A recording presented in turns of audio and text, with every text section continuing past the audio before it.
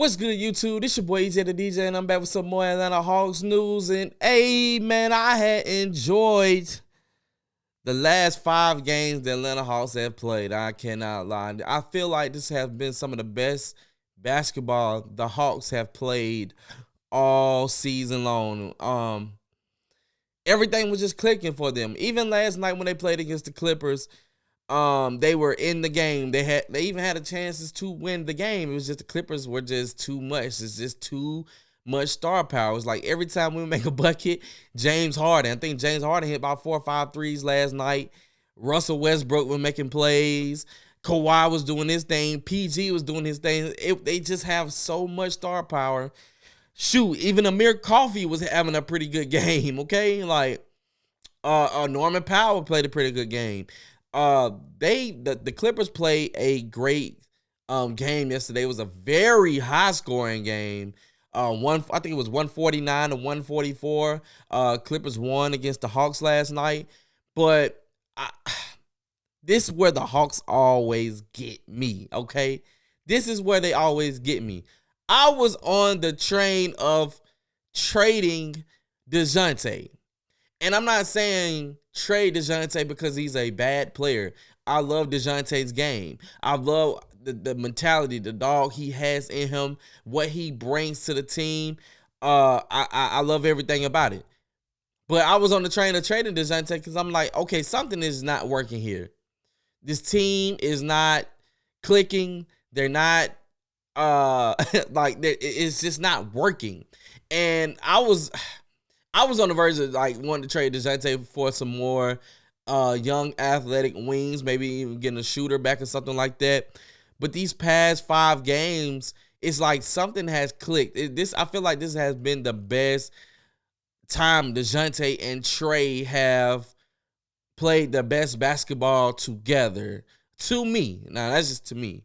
When Trey was going off, DeJounte was, doing his thing. When Trey kind of cooled down, DeJounte was doing his thing. They both were kind of like feeding off of each other, especially in the fourth quarter with DeJounte with the clutch baskets that he was shooting. I mean, DeJounte in that fourth quarter or in overtime, I mean, he just takes over. And I feel like that's what we've been needing on this Hawks team, but someone besides Trey to take over in those clutch moments. And I love to see that DeJounte Murray was doing that, and he has that in him. And we've been wanting to see more of that with these two guys.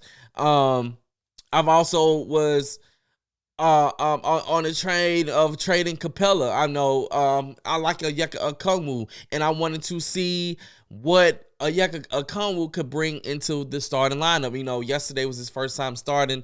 I don't think Onyeka grabbed that many boards yesterday. I know he did against the Golden State Warriors, but Golden State kind of lacks at that center position. And yesterday, Onyeka was going up against Miles Plumlee, and I don't think he grabbed that many rebounds. But what I did and what I do like about Onyeka's game, which is different from Clint, is Onyeka could stretch the floor, and he's been hitting that corner 3 consistently now. And I remember it was one off season, Onyeka did say that he wanted to add the 3-pointer into his game, and you could definitely see that he's definitely been working on shooting the ball. So I'm loving the adjustments, and I'm loving what Onyeka brings to the team as far as the starting 5. But I also can see what Clint Capella really brings to the team, and which is rebounding. I think Clint is like leading the league in offensive boards. And I've seen somebody say, like, because Capella leads the offensive boards, you got to look at what be going on. And what people don't like about Clint Capella game is when he gets the offensive board, he just goes right back up and trying to score and not like reset the offense. I think that's what some Hawks fans have a problem with Clint Capella's game. But Clint Capella can definitely get some rebounds. But something I would love the Hawks to do, and I've been waiting, and I've been wanting this for a long time, is for the Hawks to really get a true 7-footer, okay? I would love to see the Hawks get a true 7-footer. Even if it's not a true 7-footer, somebody that's just dominant on them boards. I mean, Clint can do that. But somebody, to me, like a Andre Drummond. We seen Andre Drummond go against Clint Capella, right? And what did Drummond do? It's like Clint Capella revived his career. He had 20, I want to say 25 rebounds on Clinton. I think Clinton didn't have double-digit rebounds against that. I think that is something that the Hawks is missing, and they're also, I feel like they're missing more athletic wings. And this is where the Hawks get me every season. We be ready to, and I be ready to trade the whole team, but when they get close to the deadline, they start playing their best basketball, and this is where it gets confusing at. Because it's like, okay, we're right on the cusp. We're right at the 10th spot. We can make a run to get into the playoffs. And anything can happen in the playoffs if you put the right pieces on the team and if you make the right trades. So what do we do? I'm not on the train of trading DeJounte anymore because I seen how it can work. But like I said, I love DeJounte's game. It wasn't because I don't like DeJounte Murray's game. It was because it just wasn't working. But if they can play like this, and this is what we've been waiting on, if they can play like this, this team could be successful. What I think they're missing is more athletic wings and just a solid big coming off the bench like a JaVale McGee or Andre Drummond. That would be clutch. And more shooting. Dre Hunter. It's an up and down roller coaster with Dre Hunter, but for him to come back yesterday, for his second game back since he's been hurt, I think he scored 20 something yesterday, and he looked good. And I'm gonna say this: if he wasn't on minutes restriction, because he didn't play that fourth quarter, if he wasn't on that minutes restriction, we might have would have won that game against the Clippers because he was cooking and they couldn't stop Dre Hunter yesterday. And if we could get that consistent play from Dre Hunter, and I've been saying this for some time now, if we could get that consistent play for Dre Hunter, the Hawks will be on a whole nother level because you will have a Trey, you will have a DeJounte, and you will have a Dre Hunter who's at that 3 position that we've been missing. It's like we've been missing the wings on this Hawks team for so long. If we can get, and he can stay healthy and be consistent, and Drake Hunter can give us 15, he give us 15 points, but that 20 points on a consistent basis, man, this team will be on a whole nother level. And the development of Jalen Johnson, I seen a tweet the other day, somebody said Jalen Johnson is good, but he's not even good yet. And I understood what they said. He hasn't even really developed into his game yet, but he's good. And I love him, what he is doing and what he's bringing to the team. We just need this team to stay healthy. I read Trae Young's dad's tweet, and he was saying that, since Trae has been here in Atlanta, the team hasn't been healthy. And I was like, wow, it really hasn't.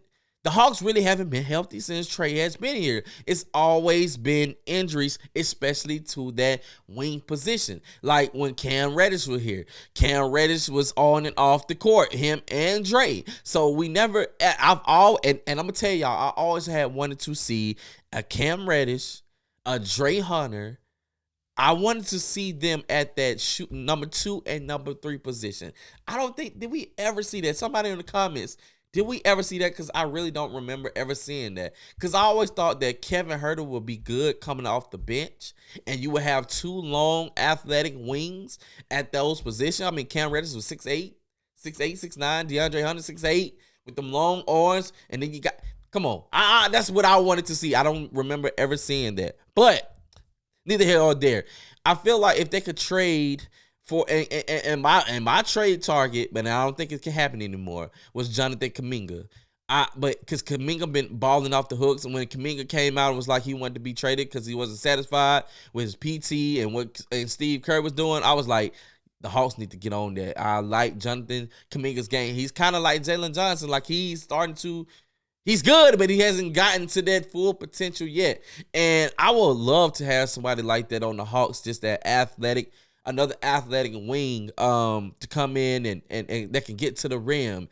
I would love that. I would love that, especially. And then bringing in another backup point guard. I also like Kobe Buffkin's game. Not sure if they're going to continue to give like him a whole bunch of minutes. I think they're trying to just work him in because he's been hurt and get him adjusted to like the professional game. So I think they're kind of slow rolling Kobe Buffkin, but boy, we've been seeing from with the Skyhawks, man, Kobe has been balling. He has been balling. But what should the Hawks do at the trade deadline? Do we not fall for the trap? Because this could be a trap. And after the trade deadline, they can fall back to doing what they've been doing in the beginning of the season. Or do you try to trade for pieces and try to make a playoff run with this team? That's the question that needs to be answered. Now, I want y'all to answer that for me because, truth to be honest, I don't know. I don't know. But the trades that I've been seeing for DeJounte is like, none of them make sense for us. None of them make sense for the Hawks. I don't want Austin Reeves back, okay? Austin Reeves, I don't feel like he's better than DeJounte Murray. I don't feel like he's gonna bring what DeJounte Murray brings. So no, I don't want that. I seen the trade somebody did with the Pistons for like Joe Harris and Killian Hayes. I don't want that. That doesn't make the Hawks better at all. Trading DeJounte, the trades that have been for trading DeJounte has not been it. But I mean, we do have some tradable pieces, I feel, maybe. I don't know what we can get back from them, but what do we do, y'all? Like, what do the Hawks do at the trade deadline? The trade deadline is Thursday. It's Thursday. My plan, and I'm gonna just let y'all know, my plan is to go live Thursday for the first time with the trade deadline. I'm trying to get everything right because I'm still learning like the streaming stuff. So hopefully, if I can get it down packed, I'm definitely gonna stream. But if not, I'm definitely gonna do videos about what's going on, what had happened during the trade deadline. So be on the lookout for those videos as well. But what do the Atlanta Hawks do at the trade deadline? Do they trade DeJounte? Do they keep DeJounte? Do they try to trade for pieces to go on a playoff run? Like I said, we at that 10th spot right now in the play-in. We got the last play-in. We're in the last play-in spot right now. What do we do, Hawks fans? We've been in this road. Like I told somebody, bro, I'm so tired of Atlanta Hawks being a middle of the road team. I feel like the Atlanta Hawks have been a middle of the road team my whole entire life. Okay, I remember seeing. I was a kid, but I remember seeing like Sharif Abdul-Rahim, Jason Terry, Theo Ratliff, Tyronn Lue, Royal Ivy. Who else can I name? Speedy Claxton. Like, I remember seeing them from going from that era to Josh Smith, Josh Childress, Sheldon Williams, Joe Johnson, Mike Bibby, that era, to the Al Horford, Paul Millsap, Kyle Korver, Jeff Teague, and then now we're in the Trae Young era.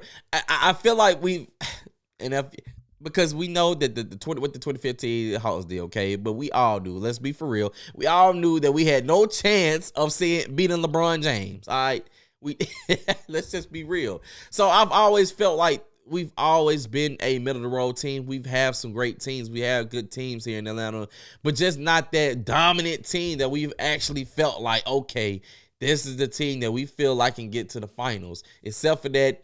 What was the season with Trae Young? We went to the Eastern Conference Finals, and that referee didn't so happen to be right there, and Trae turned his ankle. I kind of felt like we had a chance to go to the NBA Finals, but that's just me.